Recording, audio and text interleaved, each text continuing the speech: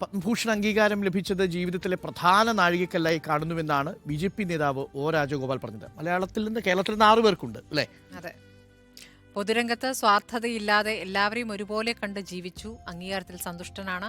പത്മഭൂഷൺ സന്തോഷത്തോടെ സ്വീകരിക്കുമെന്നും രാജഗോപാൽ പറഞ്ഞു. അങ്ങക്ക് വിഭൂഷൺ തരാൻ പോകുന്നു എന്ന് പറയുന്നു, അത് എങ്ങനെ സ്വീകരിക്കുമോ എന്ന് ചോദിച്ചു. ഞാൻ പറഞ്ഞു തീർച്ചയായിട്ടും ഞാൻ സ്വീകരിക്കും, സന്തോഷപൂർവ്വം സ്വീകരിക്കും. എന്നാൽ എൻ്റെ ജീവിതത്തിൽ ഒരു പ്രധാനപ്പെട്ട ഒരു നാഴികക്കല്ലായിട്ട് ഞാൻ കാണുന്നു.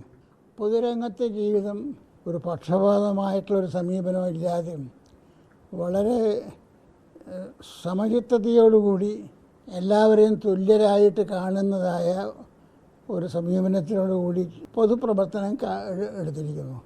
ഇലക്ഷനിൽ പലതിലും മത്സരിച്ചു, പലതിലും തോറ്റു. എന്നാൽ തന്നെ നിരാശരാവാതെ മുന്നോട്ട് പോയി. അതിനുള്ള ഒരു പ്രതിഫലമായിരിക്കണം സർക്കാർ അത് അംഗീകരിച്ച് ഈ ഒരു തീരുമാനം എടുത്തിട്ടുള്ളത്. ഞാൻ സന്തുഷ്ടനാണ്. ഈ ഒ. രാജഗോപാൽ ഒരു കാലത്ത് നിരന്തരം തോറ്റിരുന്നൊരു സ്ഥാനാർത്ഥിയായിരുന്നല്ലോ. പിന്നെ എല്ലാ തെരഞ്ഞെടുപ്പിലും മത്സരിക്കും, തോക്കും.